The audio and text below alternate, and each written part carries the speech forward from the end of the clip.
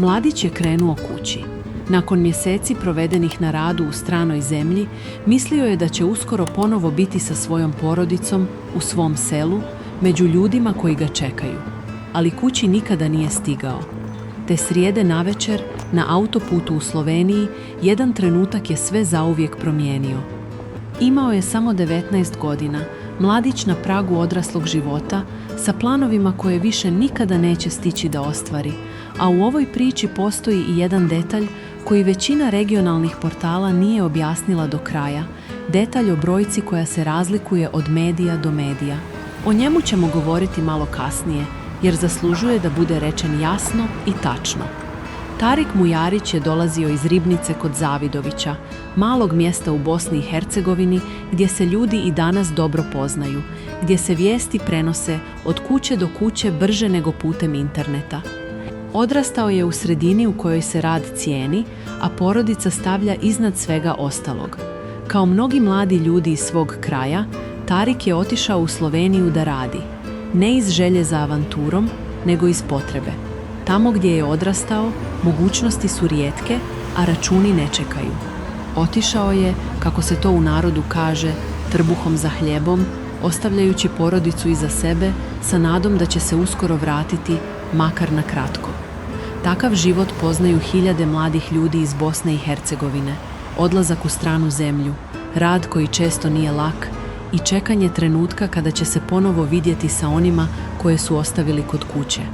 Telefonski pozivi postaju zamjena za zajednički ručak, a vikend kod kuće postaje najveća nagrada poslije sedmica provedenih daleko. Selo ostane malo praznije svake jeseni i svakog ljeta, kada mladi ljudi odlaze tamo gdje ima posla, a roditelji ostaju da čekaju vikende, praznike i povratke. Taj ritam života, odlazak i povratak, postao je dio svakodnevice cijele jedne generacije iz ovog kraja, generacije kojoj je Tarik pripadao.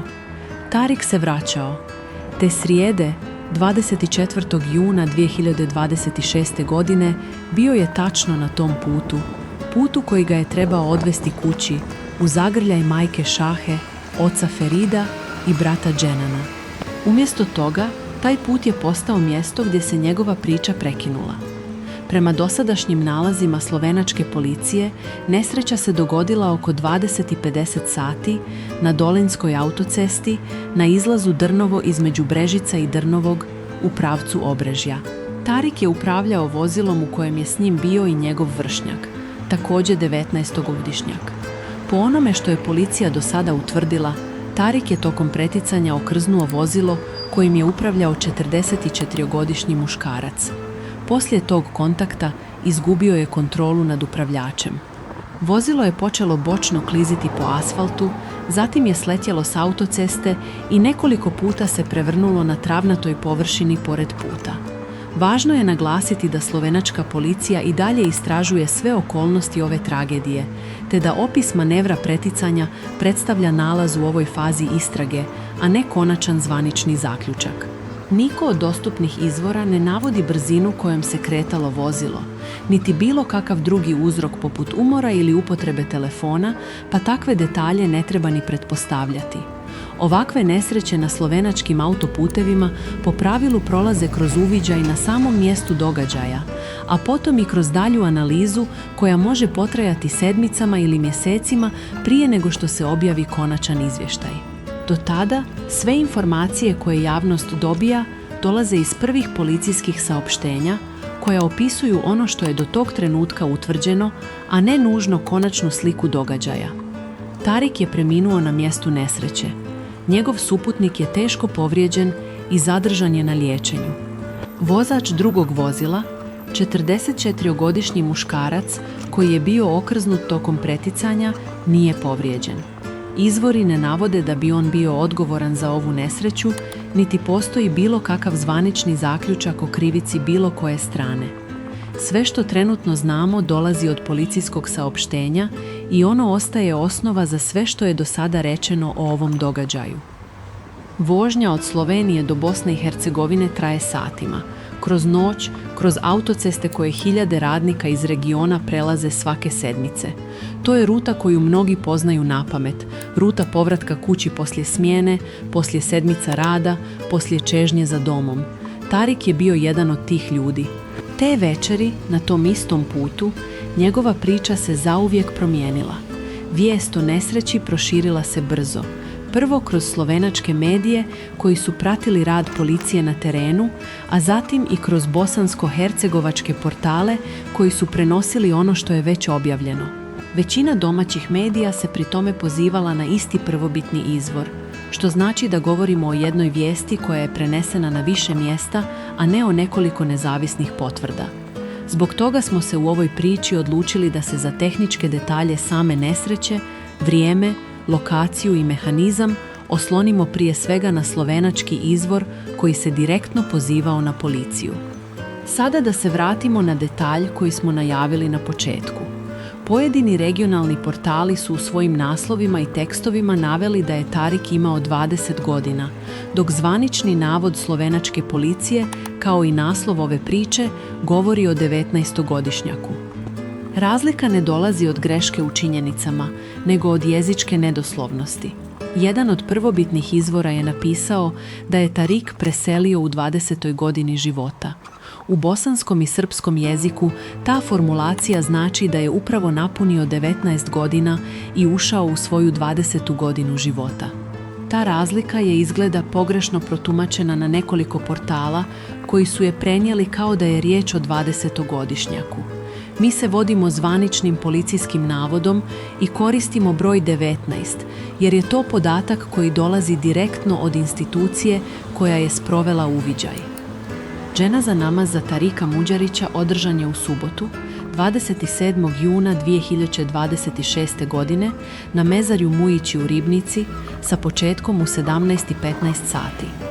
Tevhid je proučen ranije istog dana, u 16:15 sati, u džamiji u Ribnici, a dženaza je krenula ispred porodične kuće u Mujićima u 17:10 sati. Na ispraćaju su, prema objavama lokalnih portala, bili prisutni mnogobrojni mještani, rodbina i prijatelji porodice Mujarić, ljudi koji su došli da se opraste od mladića čiji je život prekinut tako naglo i tako daleko od kuće. U malim mjestima kao što je Ribnica, ovakav gubitak nikada nije samo gubitak jedne porodice. Svako poznaje svakog, svako je nekako povezan sa onima koji su ostali iza Tarika. U danima poslije tragedije, susjedi i rodbina dolazili su da ponude podršku, bez mnogo riječi, samo prisustvom i konkretnom pomoći onima koji su je najviše trebali. Iza Tarika su ostali otac Ferid, majka Šaha, brat Dženan, te djed Vahid i nena Šemsa. Ostala je i šira rodbina i prijatelji, te zajednica koja, kako to obično biva u malim mjestima, osjeća ovaj gubitak kao svoj. U objavama koje su se proširile mrežama preovladava ton dubokog saučešća.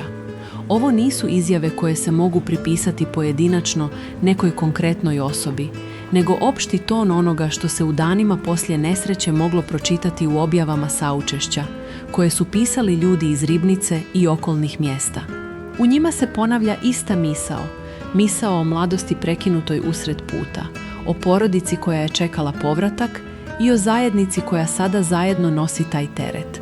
Kroz dijasporu vijesti poput ove putuju brzo, od grupa na društvenim mrežama do telefonskih poziva između rođaka koji rade u različitim zemljama Europe.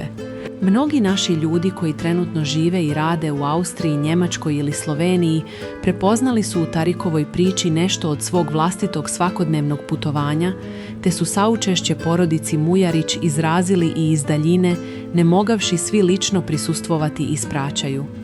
Za roditelje, brata i ostatak porodice, dani koji su uslijedili poslije nesreće nisu donijeli nikakav odgovor na pitanje zašto se baš njima ovo desilo.